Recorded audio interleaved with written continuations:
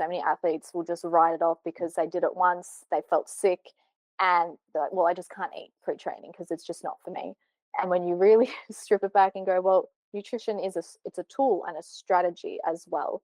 And it's practice. Just like you train and adapt in the gym, we also need to trial a strategy with our nutrition. Welcome to the Inner Athlete Podcast. I'm your host, Trent, and this is the show where we dive into all things youth athlete development, strength and conditioning, and the mindset needed to thrive on and off the field. Whether you're a parent looking to support your child's athletic journey, a coach seeking fresh insights, or an athlete ready to take your game to the next level, you're in the right place. Before we jump in, make sure to hit that subscribe button to stay updated on our latest episodes. If you enjoy the show, please give us a like, share it with your friends, and help us reach even more people who can benefit from these insights. Together, we can empower the next generation of athletes to perform at their best.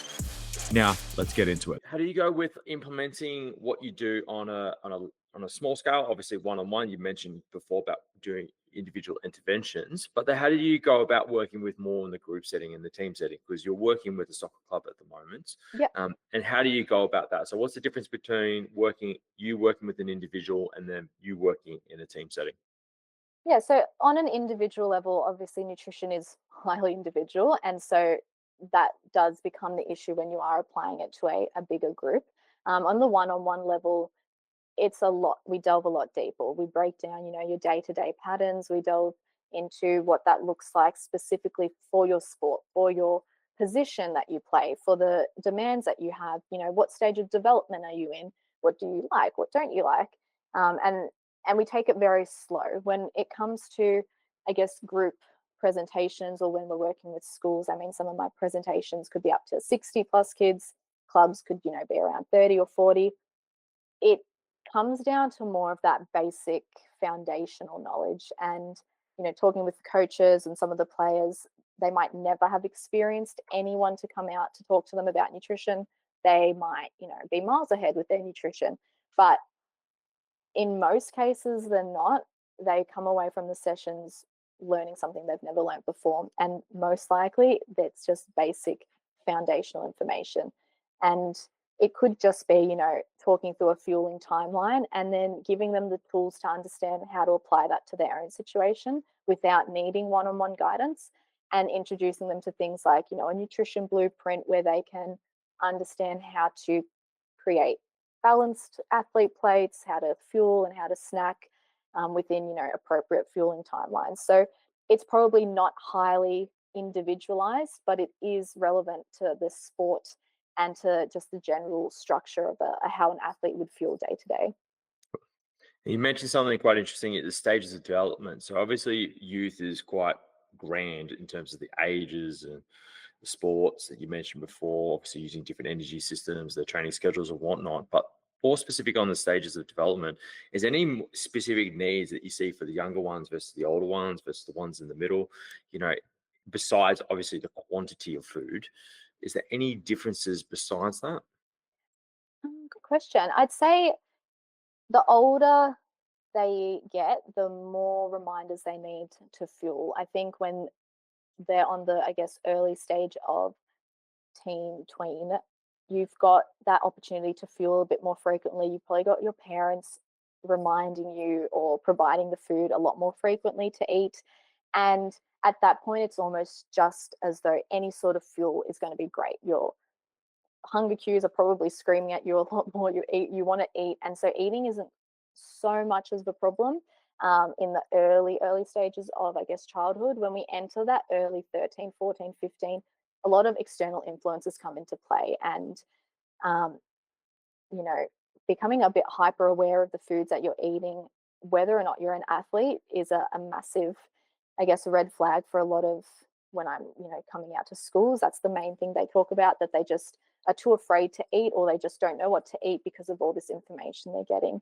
And as we sort of work up the age group of teenagers, the older teenagers kind of just start to eat as though they're adults. And that's where, I guess, the major discrepancy comes into play, because regardless of what stage of youth development you're in, you're still not an adult.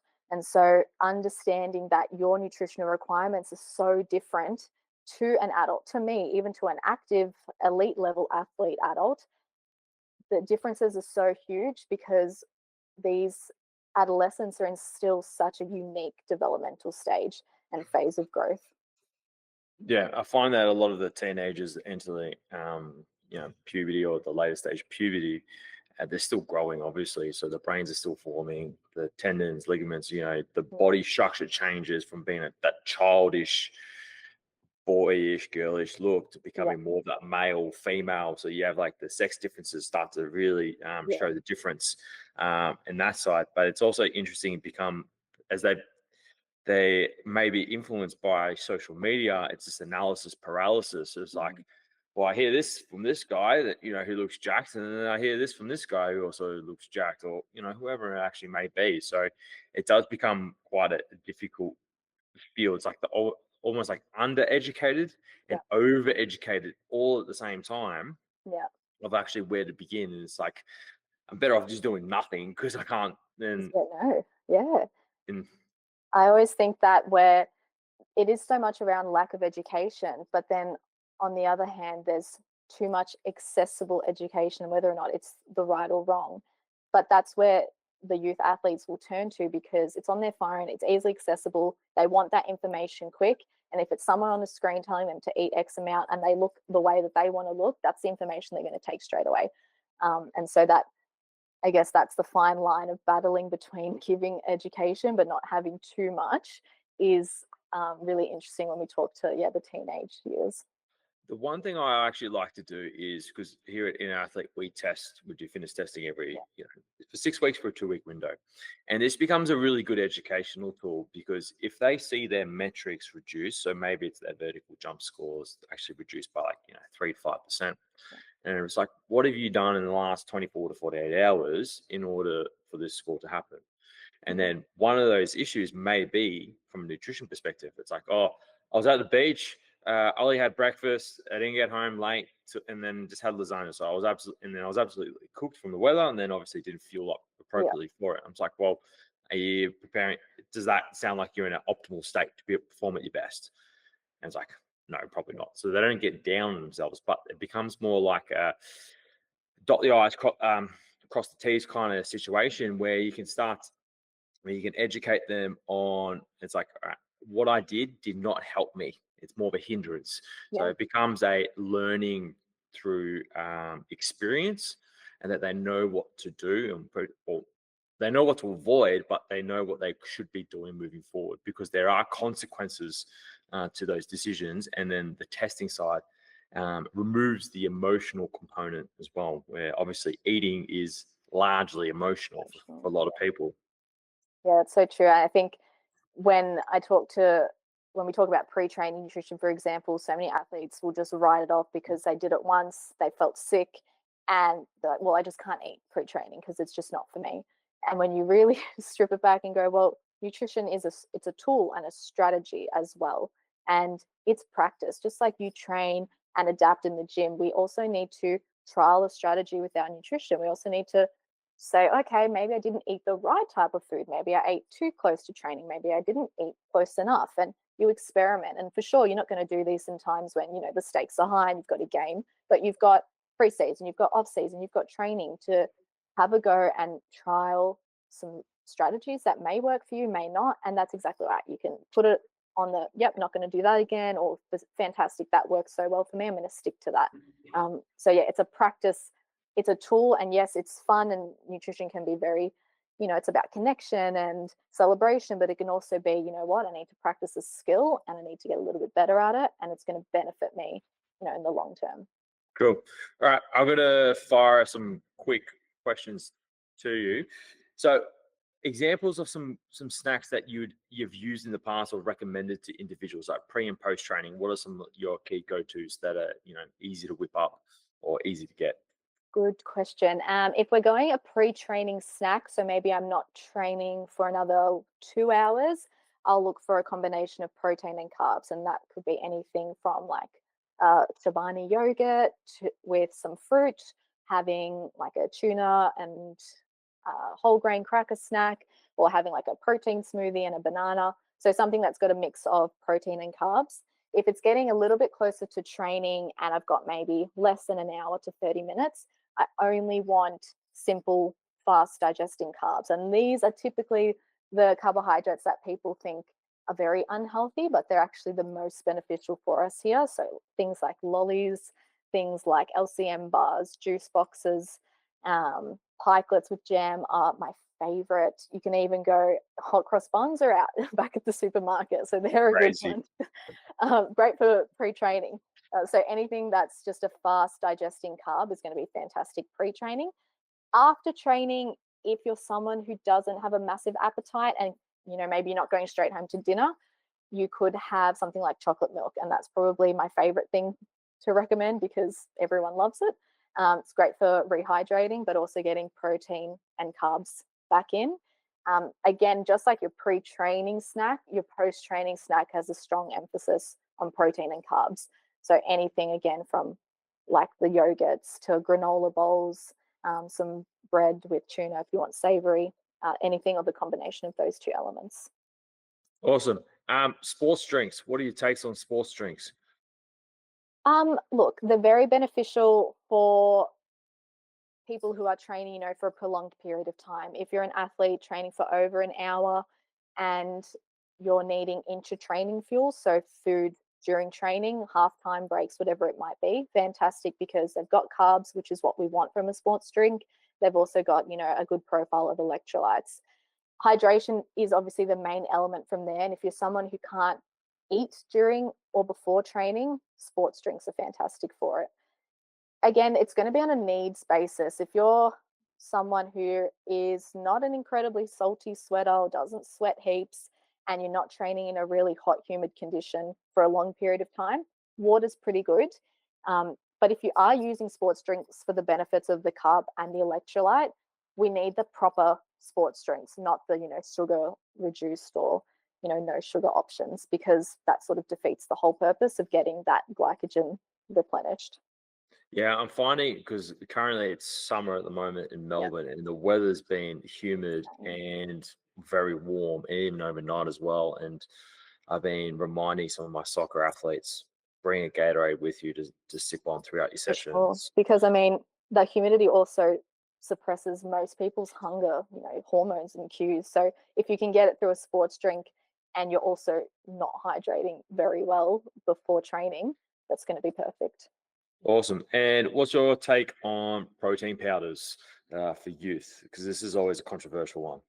It is. And I think the first thing that you'd always say to anyone is aim for a food first approach. There's always going to be discrepancies with that. For a youth athlete, that's where education comes in. And so understanding what foods contain protein and how we could get protein in across the day is the most beneficial step. But if you are someone who is, doing multiple sports, training multiple times across a week, double training sessions, and you're just finding it hard to get food in, protein drinks, protein shakes are a good tool. Again, it's a tool, not a replacement to a meal. And so I think in most cases, I'll see a student at school with a protein shake and say, that's my recess, but they haven't actually decided at looking at, okay, what other option could I have in addition to having the shake? The shake or, a smoothie that you can buy at the shops is convenient, but it's not a meal on its own, and it's more of a pairing with other food options before, we just go down having a shake being, the answer to everything. Yeah, so it's not going to make the satiety factor is not there. No, no. It is like, again, a convenience thing after training on the way home. If mum gives you a Rockby smoothie or a chocolate protein shake drink, whatever it is, just to get hydration, carbs, and protein in, great. But it just doesn't stop there. Yep, cool. And creatine, I think this is always it's an interesting argument. The reason why I give you context to this, I get, a lot of my swimmers, 13, 14, 15, asking me, it's like, and they ask their parents, they go jump on the creatine, but and I said, like, look, I think you'll say this as well, it's like it's the most heavily researched supplement. It's safe. It's in red meat as well. Like it's already got trace amounts. So it'll be interesting to hear what your take is and how you navigate these conversations. Yeah, look, most will come saying that they're afraid of, water weight and weight gain and things like that, where that's probably the biggest fear that comes into their mind. But then they also have the other side of, well, who they see online taking creatine and what they look like, and what the product is that they're promoting. But I guess when we look at, again, a youth athlete, food first is always going to be the first line of call. And there's nothing wrong with creatine. I mean, it's natural. You find it in the body. Your muscles contain that substance. It's super important for exercise because we need a lot of energy. And, the more creatine we have, the more energy we're able to use. But I guess when it comes to taking the supplements, if you look at the back of a supplement that says creatine, it says it's not safe for under 15-year-olds.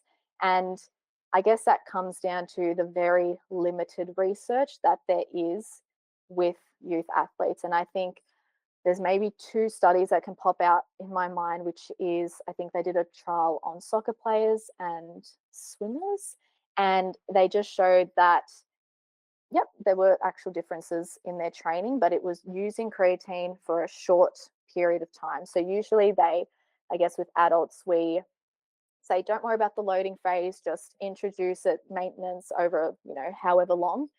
It was kind of the opposite in youths. It was have a loading phase, but for a short period of time.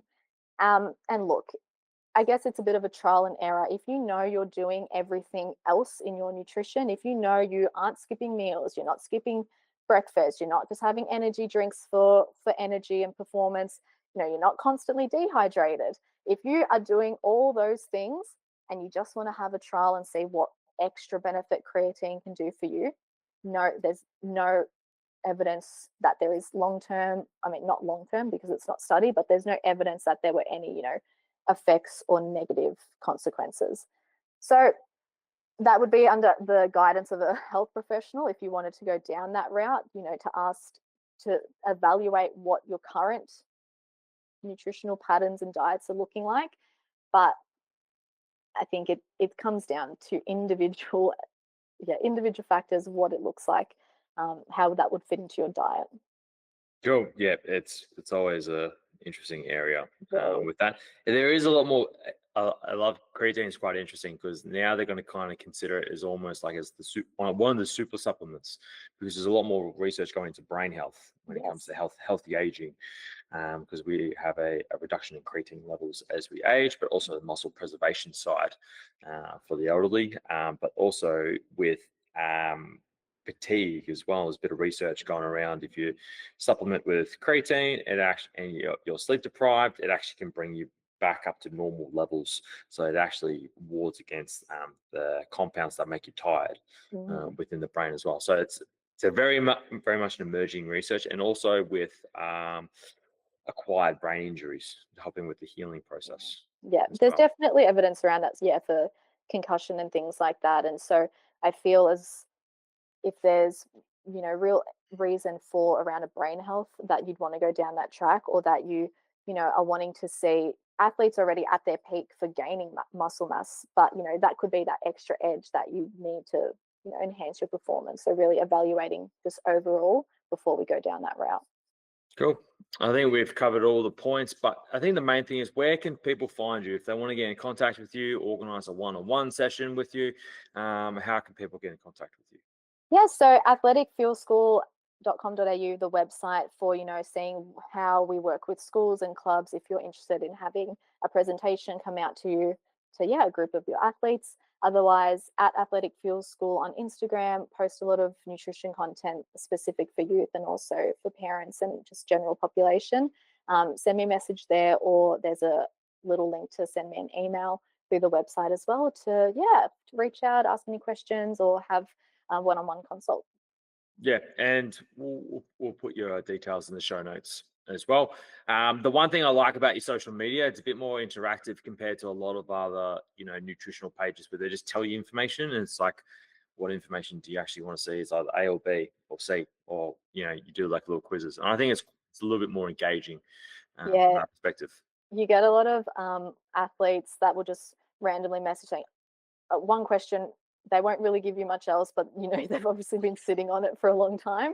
And so you go, okay, I wonder how many other youths are thinking the same thing. And so, yeah, popping it up, even though they might not directly want to talk to you, like, can talk to an adult and not, we'll go back and forth and share our whole life story. Youths so kind of sit back and watch. And so if it's a poll, they can quickly give me what I need, and it sort of really tailors, the information as I go. Yeah, they'll be like a long time viewer, first time question asker. Yes, that's it. Yeah, cool. Yeah, so thanks for coming on for this episode, Angie. We are running a workshop actually soon on the 1st of Feb and the 22nd. It is a 2-part workshop. It is going to be interactive as well, specifically helping young sporting youth athletes to actually fuel for success moving forward. I'm really looking forward to it. I know some of our coaches are going to come down to it as well. Oh, It's like, oh, fantastic. great. This is good for Yeah, them as this is well. great. And until then, we'll see you on the next one. Perfect. Thanks so much. You have just listened to the Inner Athlete podcast. Be sure to subscribe to stay up to date with the release of weekly episodes.